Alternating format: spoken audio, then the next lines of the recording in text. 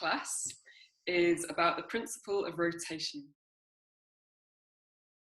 And this one is often written down as rotary support. So we're thinking of the idea of rotation as a support for other movements. Now, that's quite a big topic. We can think of all sorts of different kinds of rotation and different kinds of turning. And an emphasis I will give today's exploration of rotation is the idea of gradated rotation. And gradated, well, I'll come to that in a minute. I just want to show you something first that makes me feel very happy. It was my present to myself after I finished my thesis. And it's this. And it rotates and it moves and it's really ongoing in the way that it just rotates around whatever surface it's on. So there's something quite satisfying about seeing this kind of rotation in action that maybe we can also visualize in our own movement. So it does get stuck because it kind of hits the end of my elbow, and then at a certain point I have to kind of keep it going again.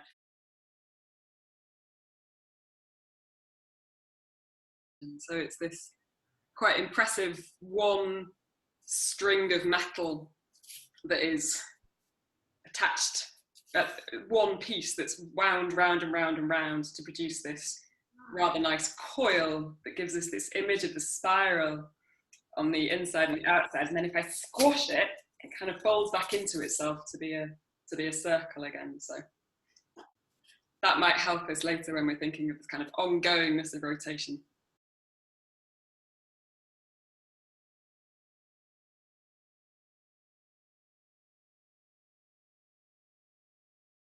So if you want to just go ahead and stand up. One of our first ideas of rotation that we can think about is simply turning around our centre of axis, having a little turn. That could be one of our ideas of rotation. Have a little turn. Don't make yourself too dizzy. I saw a kid in the park the other day holding onto his scooter, like holding it and spinning around, and he did it for a long time, and then he sort of did the whole staggering thing. It looked really fun. So it's quite nice to remember that turning is also, can be this quite pleasurable activity. But then we've also got another action of turning, which is twisting. So two little twisting actions. So at a certain point, after you've twisted, you hit an end point. You can't twist anymore. There's my skeletal architecture saying, nope, that's it, that's the end of the twist. And then I can untwist and twist the other way. So we can have a little play with twisting. Head can turn right and left. Arms can twist in and out. Pelvis, take a little twist with the knees. So twisting is another one of our possible actions of rotation.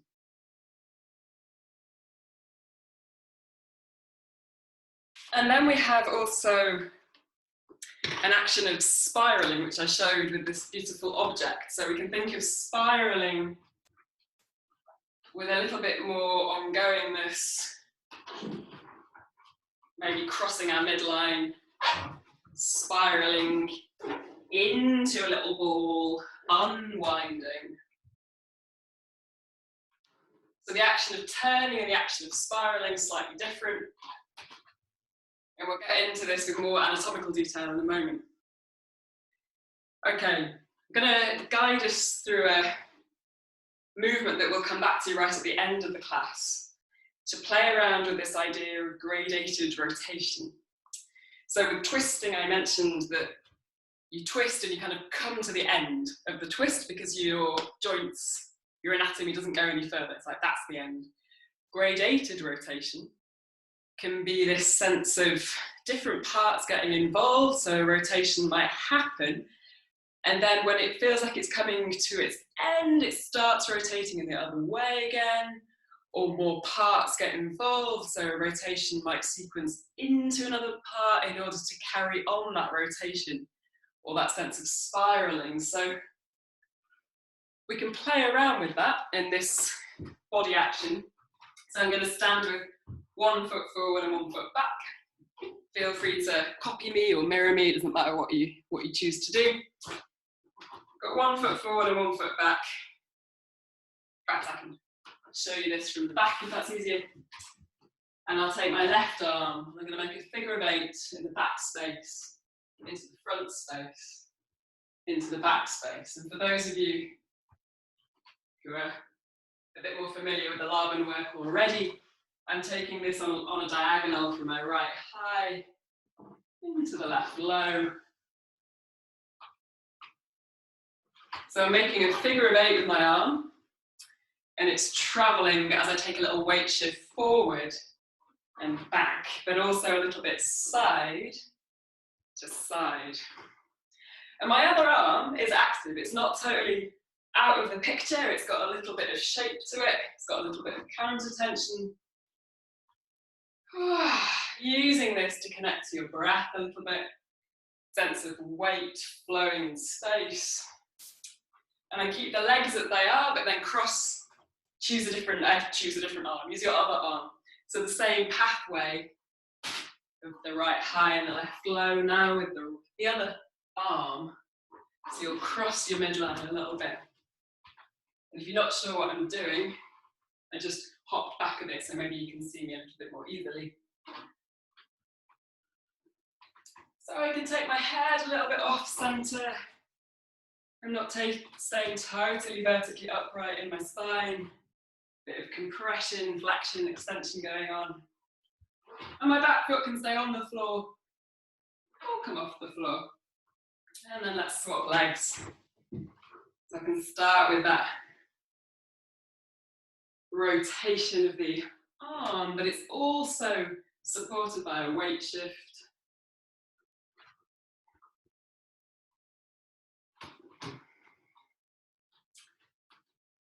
And if I choose to stop somewhere and rewind a little bit, I can feel that that's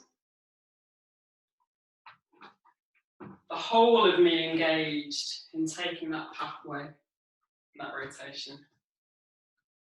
Not just about the arm. And I can swap arms and take this little figure of 8.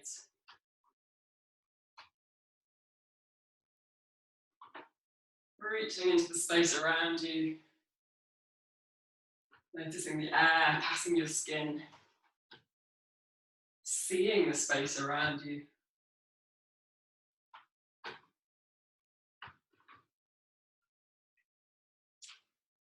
And you can gradually take that down to the ground to sit. So I'm going to guide us through some floor-based, more internally orientated actions. Now we've kind of woken that up a little bit.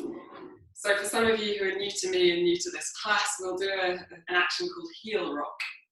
So using my heels anchored on the ground, I'm going to flex and extend through the ankle bones, through the ankle joint, to find a rock into my pelvis, and my pelvis is moving on the ground a little bit.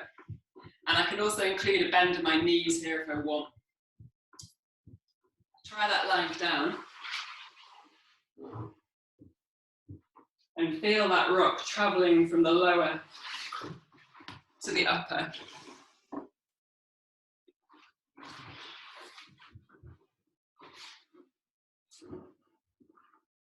Pelvis can rock, chest can be heavy, head can nod.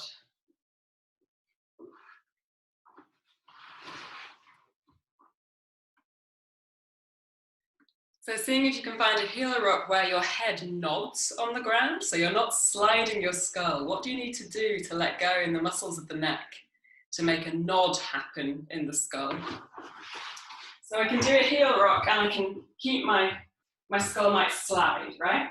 What do I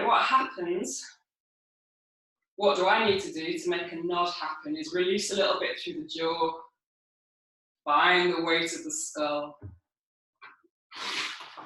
And you can practice for yourself doing a heel rock where your head slides or nods. So if you want to try it lying down, you're very welcome to try it lying down.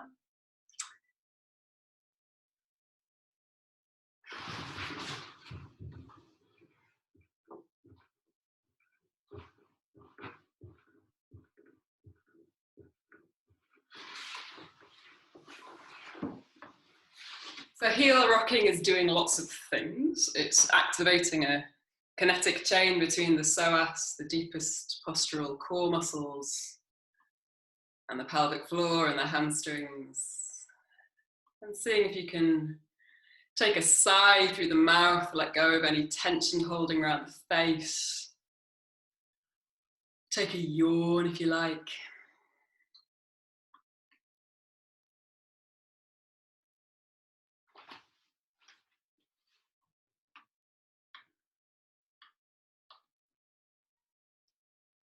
And then slow it down, slow it down, slow it down. How small could you make this?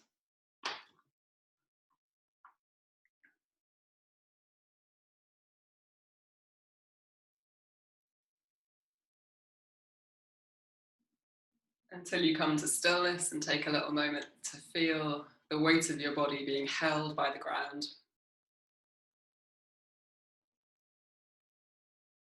Sensing where you can sense very clearly in your body, and where maybe is a little bit less obvious in your attention.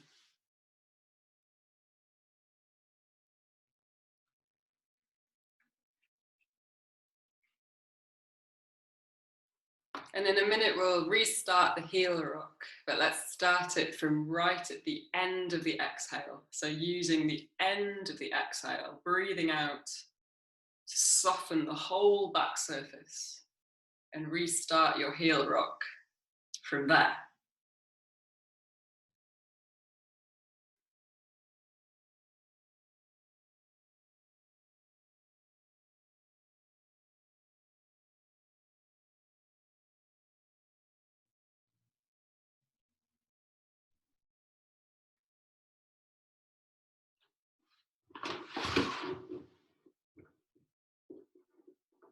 Great.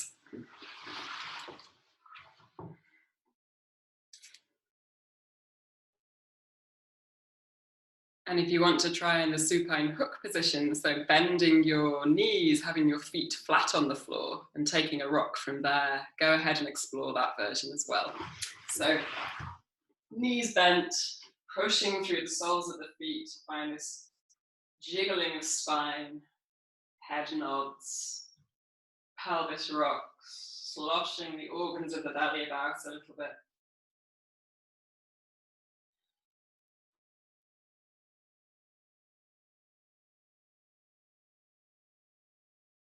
Good.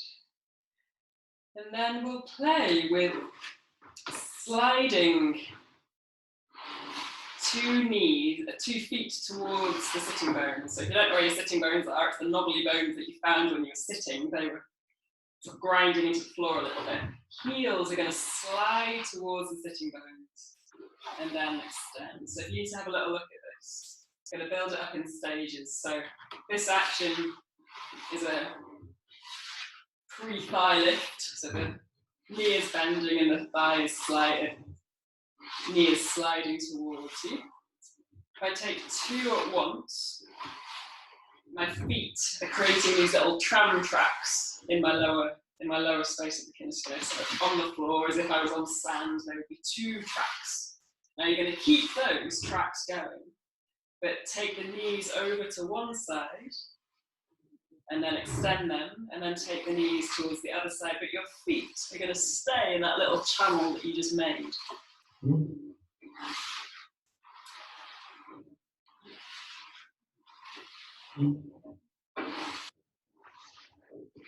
So with this thigh lift and rotation in the lower body, I'm going to find a little tempo that still includes this heel rock. So I'm going to emphasize the extension and give my legs a little rebound back in again. So if I show you this way around.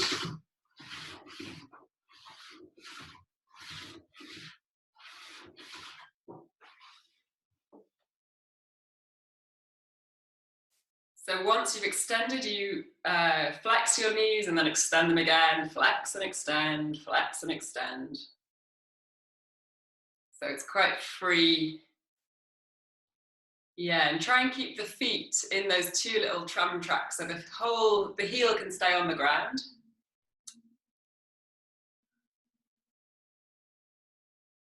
Yeah, good, good, good, good. And maybe it feels like you're pushing more towards your skull, maybe it feels like you're traveling towards your tailbone.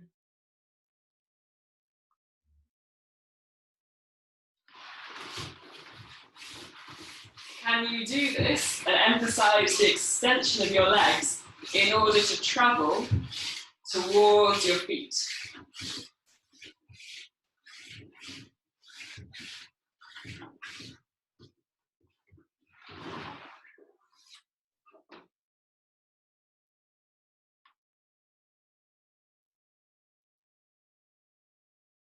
So that might produce a slightly different feeling.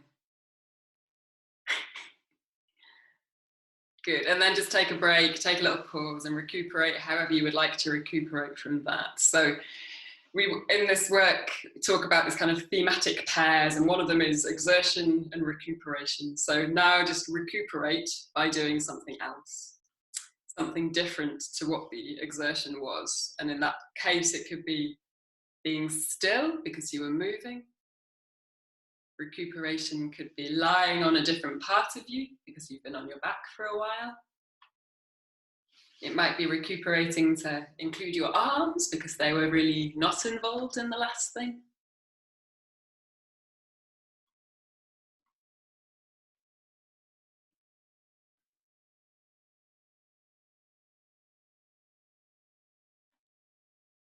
Great.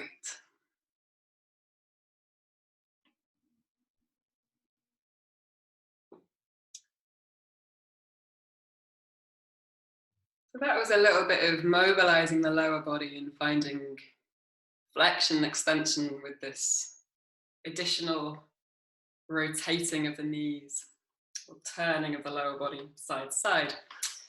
Let's bring our attention to the arms a little bit.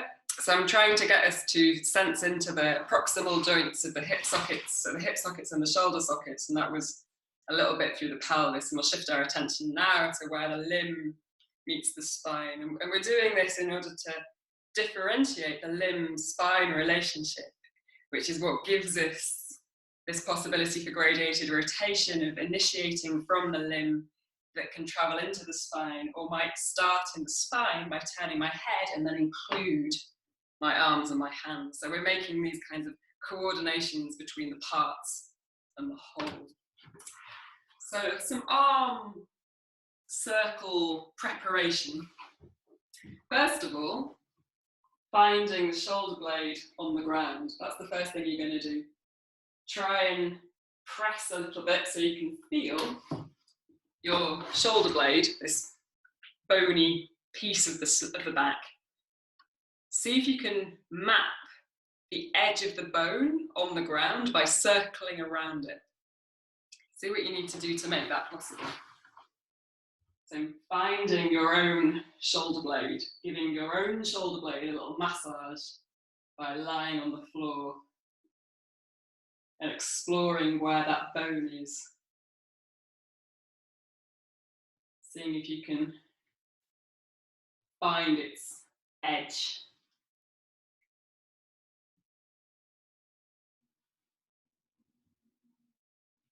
You might need to move your arm a little bit to feel where your shoulder blade is.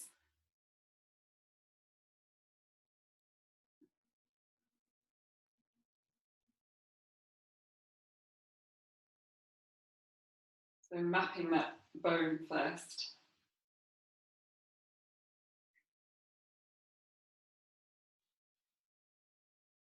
And then if you have a slidey floor, this will be easier. If you have carpet, perhaps a little bit less.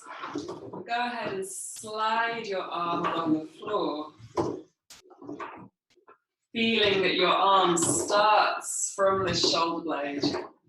That's what's going to move the rest of your arm.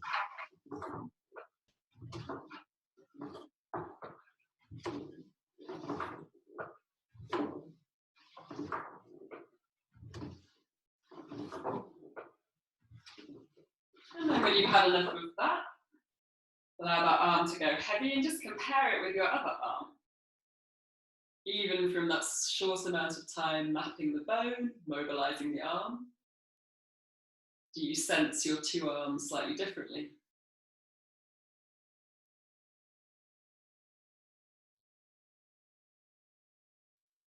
And then go ahead on the second side.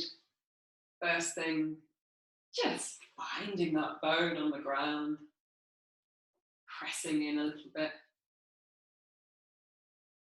seeing if you can trace the edge of the bone where the point disappears, where you refine the side of it, the top ridge. You might go one way and the other way. Maybe even moving your arm a little bit to feel how the bone is.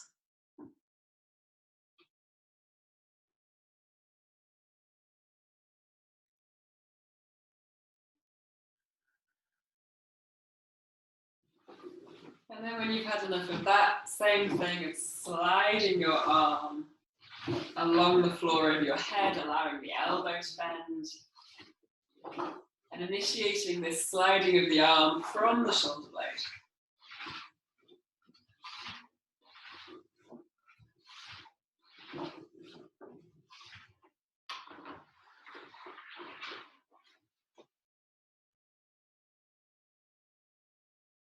And maybe your head has a little jiggle as a repercussion as your arm is mobilizing, but mostly for now it's this limb moving and the spine is quite still.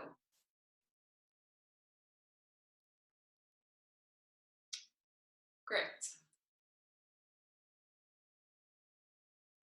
And then when you've had enough of that, going back to your first arm, let's take a little action of the arm in 3 stages. The first stage is just the same as we did with just now, swiping the arm up over your head, and then allowing the elbow to cross over your face.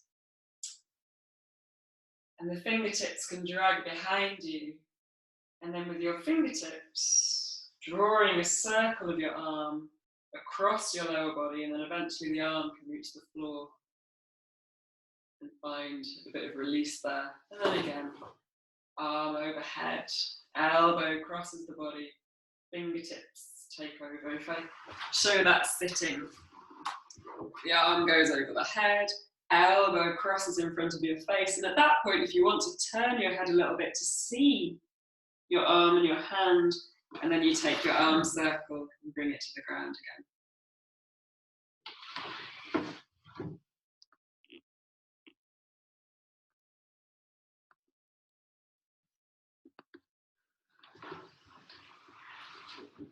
So the arm mobilizes, takes an arc over the head, and then keeping your arm very close to your body as the elbow crosses in front of your chest, and then a bit of activity through the palm to draw a circle, half a circle, down to the ground. 3 or 4 or 5 on one side, and then play with the other side.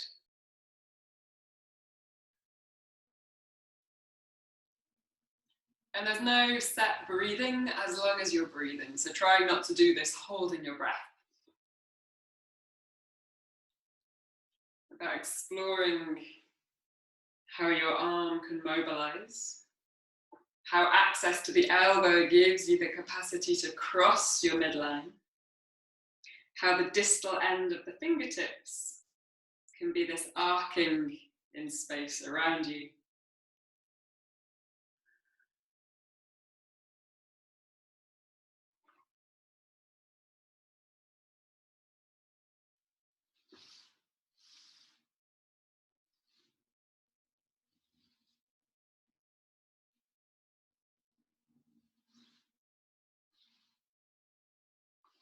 And if you haven't gone to the other arm, play with the other arm. Make sure you feel even in this exploration of these 2 wings of the arms.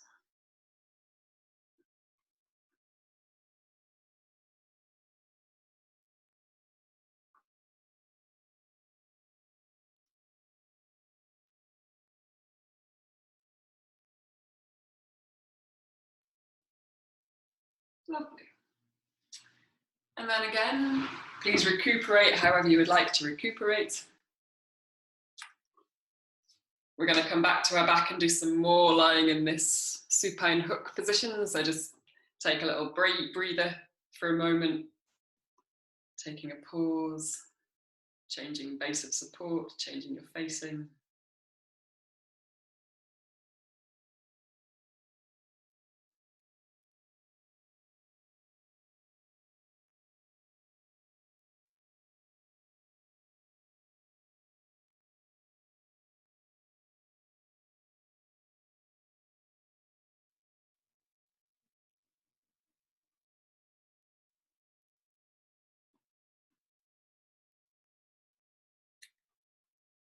And then let's re-find this supine hook place.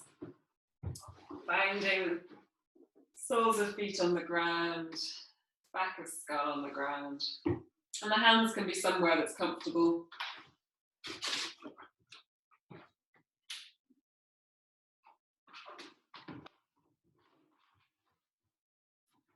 Bringing your attention to your skull, noticing where is in contact with the ground. And then start to draw a circle with your nose in space, so that you feel the contact with the back of your skull changing on the ground.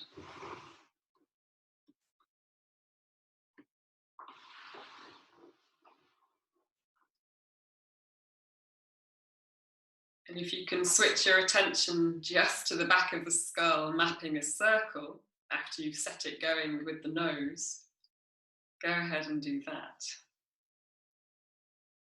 Like we were finding with the shoulder blade, here finding the back of the skull in contact with the ground.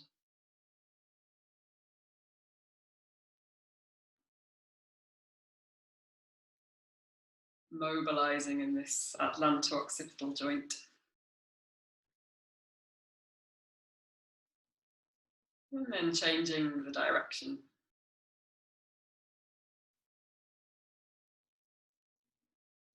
And if it helps to set the circling going by imagining drawing a circle with your nose, do that. Or if you want to go straight to sensing back of skull to make this circle, do that.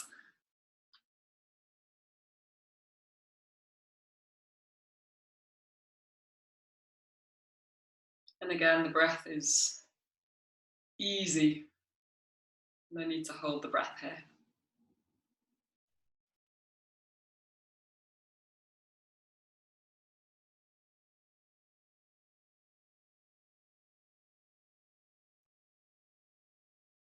And it doesn't need to be huge, doesn't need to be your biggest range of motion.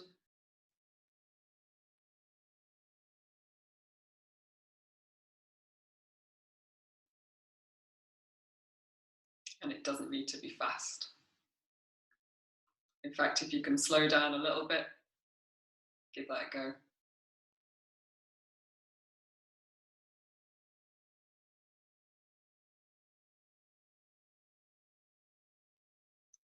And then take a little pause. Maybe opening the jaw and closing it a few times.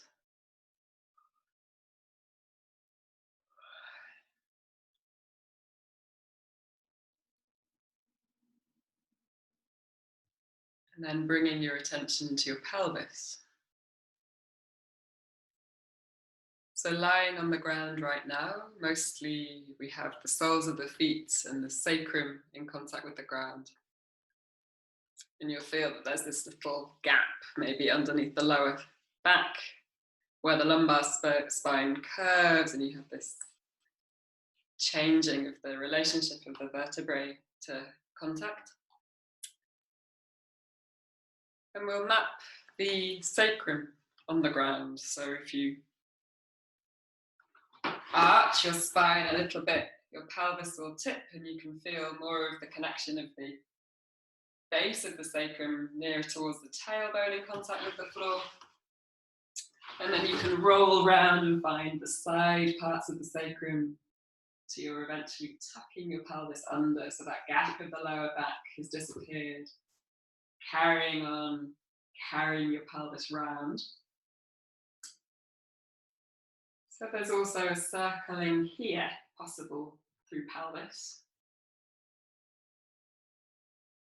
As you trace that contact of the back of the sacrum and maybe the sides of the pelvis, these iliac bones.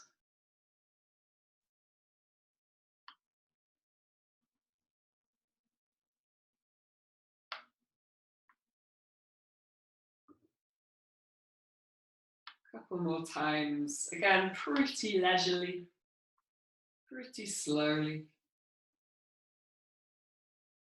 And then going in the other direction.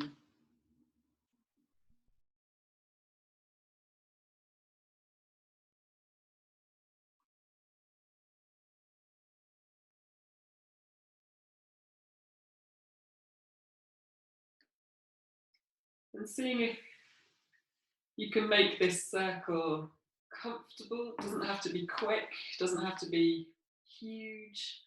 You don't need to kind of push too much with your hands to make this happen. It's more about the pelvis to feet relationship a bit. But maybe even doesn't feel like your feet are involved, then just pelvis, great. And then see if you can bring your head back into this party. Finding that circling of the skull with the circling of the pelvis.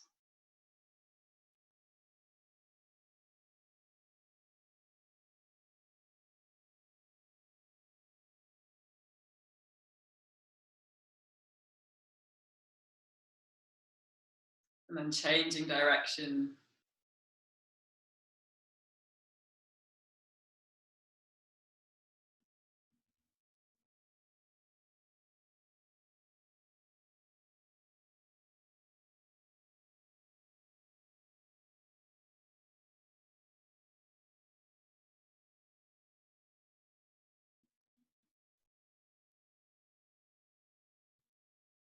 So as the chin comes a little bit closer to the chest is maybe when the pelvis is arching a little bit. And when your nose is going more towards the space above your head, pelvis is tucking under a little bit.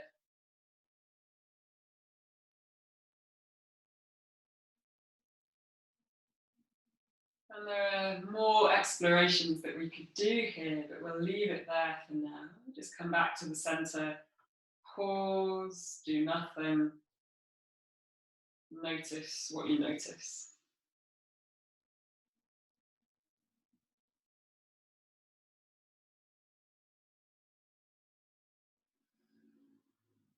And then blink your eyes open. Take a little recuperation, maybe changing your base of support, pulling your knees into your chest, doing something. Just to come out of that very, very deep sensing cerebrospinal fluidy place.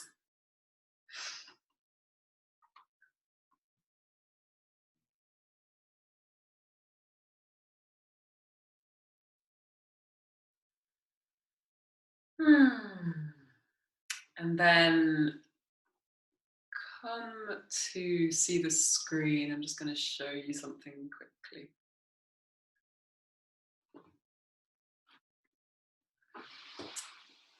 So we'll do a little bit of differentiating the right side and the left side, and we'll do it lying and we'll do it sitting.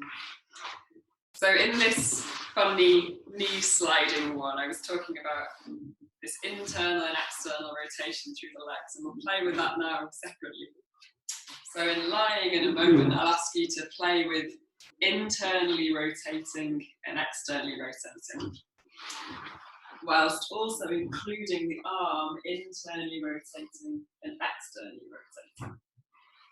And the other side can join in, so you can find this. And the skull will turn with you. Yeah. Have a little play with that.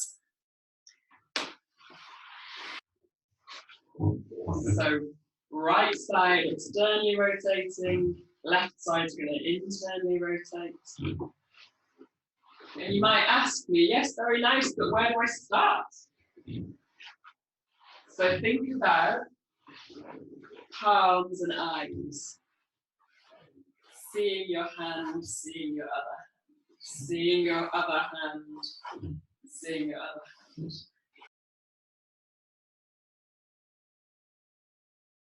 Don't go too fast yet. Keep it fairly even, fairly steady, so you can indulge in this gradated rotation, this twist, that eventually does reach a point of no return where you have to re-extend through the knees a little bit, unwind from this rotation. Feel free to bend your elbows, bend your knees, doesn't have to be like totally extended. Bending through the midline might give you more possibility of being able to see your palm coming towards you even. And then take it a little bit smaller, a little bit quicker. And maybe the arms can be a little bit lower by your side.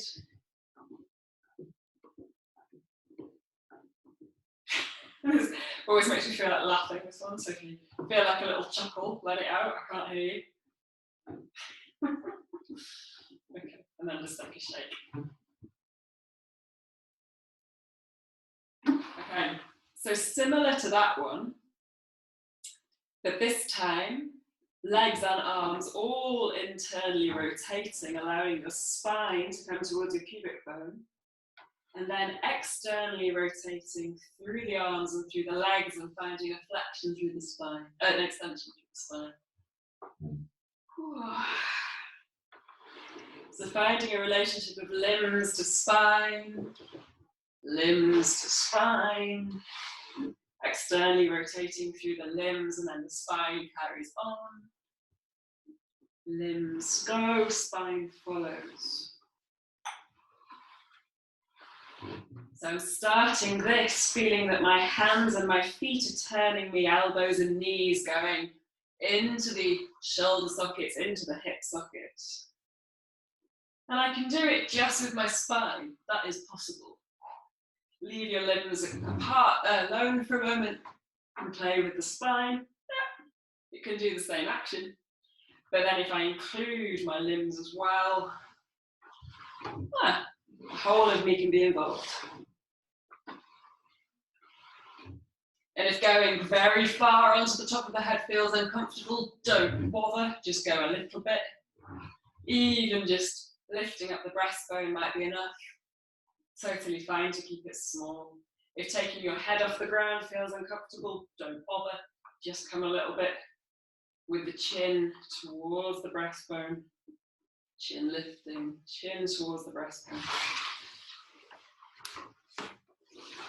And when you've had enough of that, take a little pause.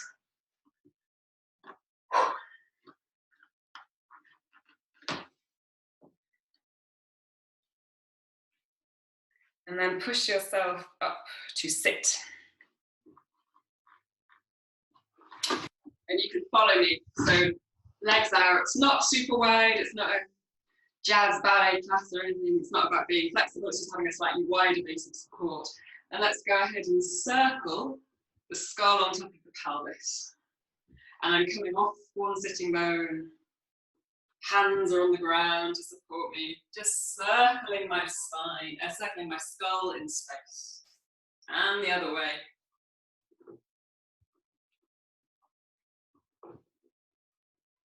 So I'm coming more forwards, more to the side, more behind me, more to the other side. I'm really going off this sort of central axis. Nice, okay, that's part one of that. And then extending the arms. And let's find this internal rotation, external rotation. You can allow your spine to be involved. You can allow that flexion through the knees. Elbows bending, shoulders involved. Maybe feeling a bit witchy and spiky through the fingers, that's fine. Okay. And then let's try it body half.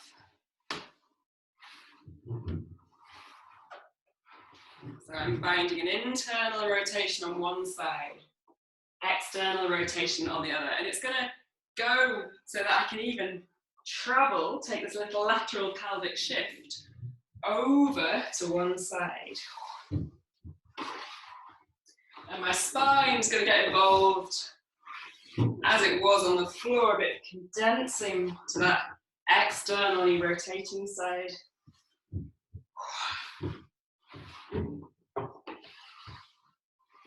Nice. Let's add this circling to the ground. So that pattern that we did of taking the spine with us, I'm going to add that in here. So I'm going to externally rotate my limbs so that I can find my forearm on the ground. And then I can keep going. Take an arm circle over my head as my skull finds the floor and I'm on my back in this big X. And I'm going to carry the circle going, turn my head, externally rotate one side, internally rotate the other side, carry on, pushing myself up to sit. So if you couldn't see it maybe so well on that side, if I'm here, I can then push that hand into the ground to bring myself up. So I'm going to roll around, push myself back up to sit. Externally rotate, internally rotate through the other side. That arm keeps circling over my head.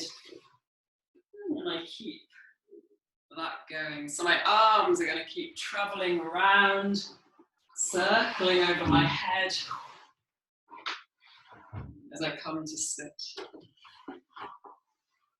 Playing with that internal, external rotation that condenses you in your kinesphere. So in the space that you take up around you, you get smaller, smaller, smaller, lower, nearer the ground, and you're taking a gradated level change to carry on this gradated rotation. And then when you're on your back, externally rotating one side, internally rotating through the other side, maybe the upper arm is going around still, to sit.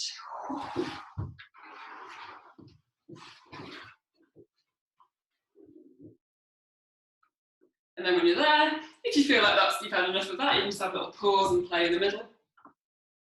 And then carry on when you want. And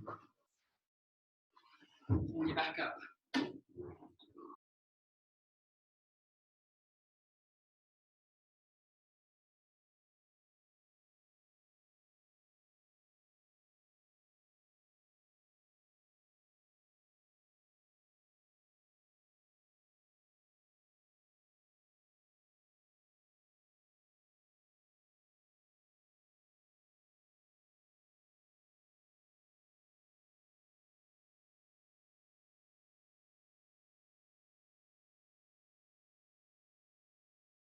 There's a few more things we're going to do. So,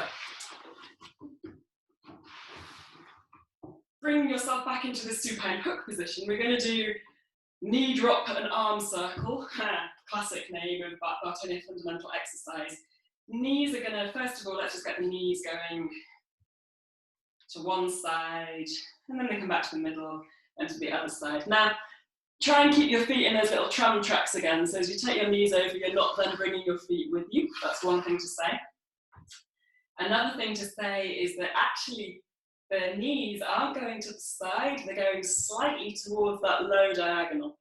So you don't have to think about like trying to keep your pelvis really stable. You can kind of allow the pelvis to come off that side a little bit. And you're not going into a massive arch of the spine, but you are allowing the knees to go long, low.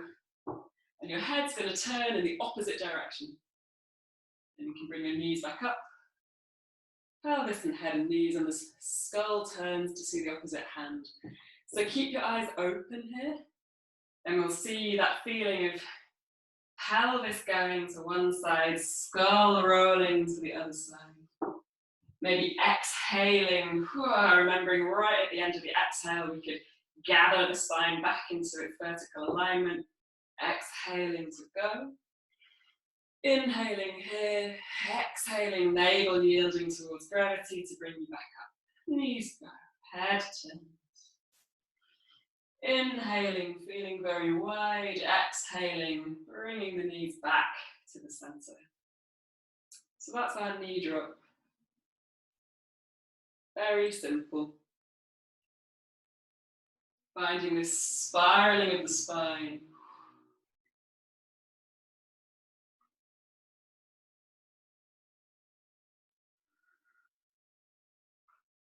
And we'll add on this time, head going towards the direction of the knees.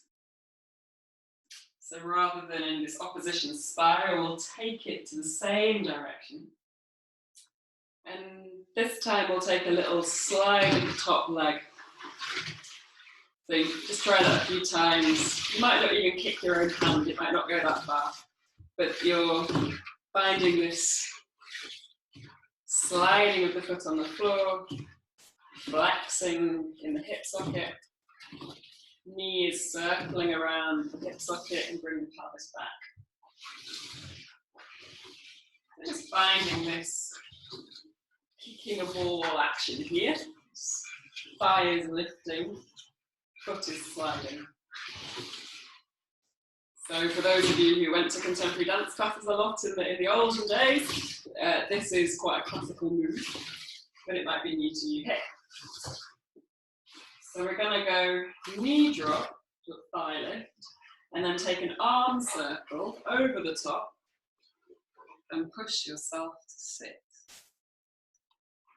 So as I brought my thigh back from this kicking place, I'm going to follow it with my arm, push myself to sit, and then reverse that journey, taking the arm circle over our head. So slowly, slowly, slowly, knees drop, thigh lifts, arm circles over the top, carries on the circle of the leg, using that underneath side to push up, easing back into the floor, reversing all of what I just did. Second side, knee drop, thigh lift, arm circles to sit.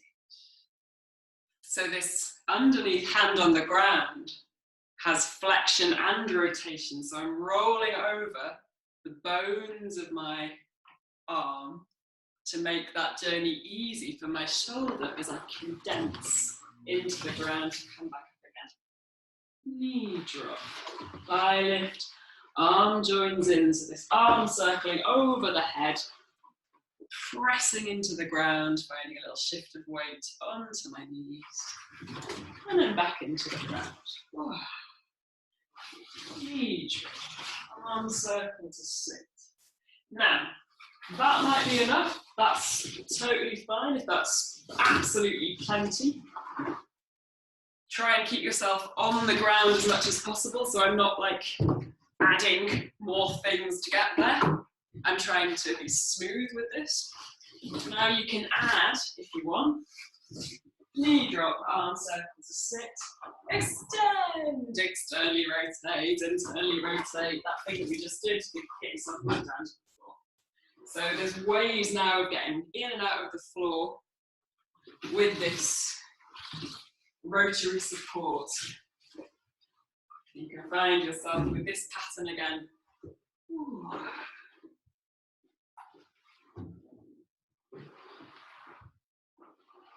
And depending on the amount of space around you, you might have to modify based on the availability.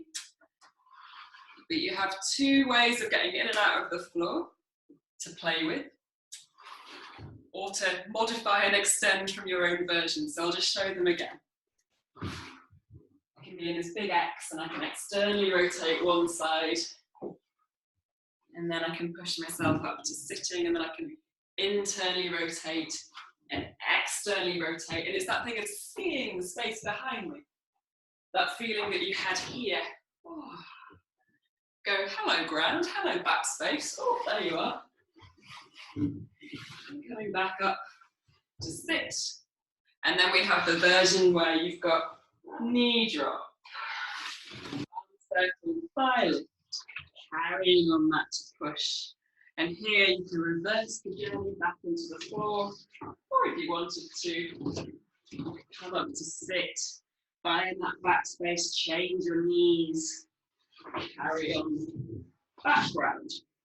A couple of minutes in your own way, exploring that. If you have questions and want to see me do it, I'll just be doing it some more, but if you're good to keep playing, I see that that's happening. So remembering this relationship of hands, palms to shoulder blade, feet to pelvis, knees and elbows bending, helping condense the space around you, head and tail having this relationship of going in the same way, or going maybe opposite to where you were going. And if you just want to throw in some rolls on the ground for your own pleasure, and you have space, of course, add in some rolling.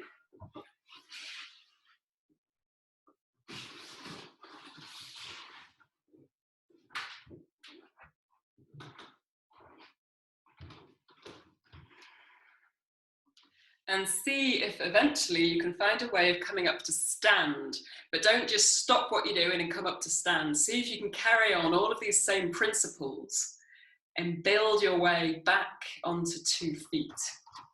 So you might come to sitting and be like, okay, now what? As Karen Studd says, if in doubt, rotate. And that might just be turning your head and seeing where the rest of your body follows. It might be turning through the lower body. Or maybe you're here and you're like, now where? Okay, yeah. Now where? Maybe I'll go here. So eventually you'll come back to standing, but do it your way.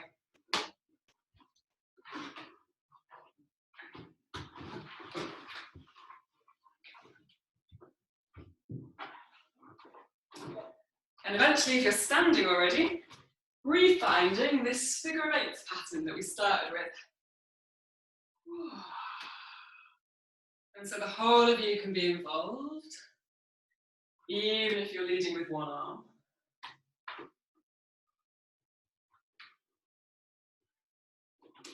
And on the other side. So you've got this shift of weight forward and back, and a bit side to side.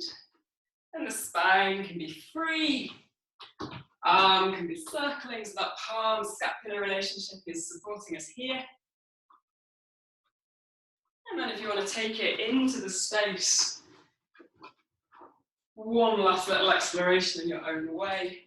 Spiraling, turning, twisting.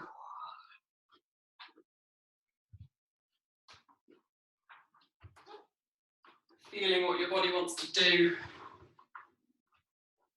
Respecting how your body feels. If you're working with injury, trying not to push yourself too exuberantly. But playing with that sense of, okay, what happens if my right side or my right side leads or my left side leads?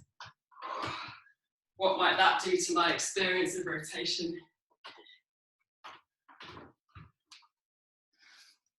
Maybe it takes you back into the ground, maybe it takes you somewhere else. Maybe it takes you back into simply turning in the space.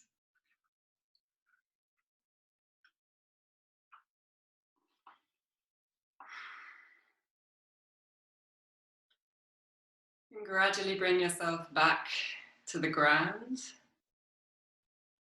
So no rush to get there, but if you're up on 2 feet, gradually bringing yourself back onto the ground, and take another heel rock for a moment just to unify the parts again. Take a little moment to go, okay, just up, down. No more spiraling, no more rotating.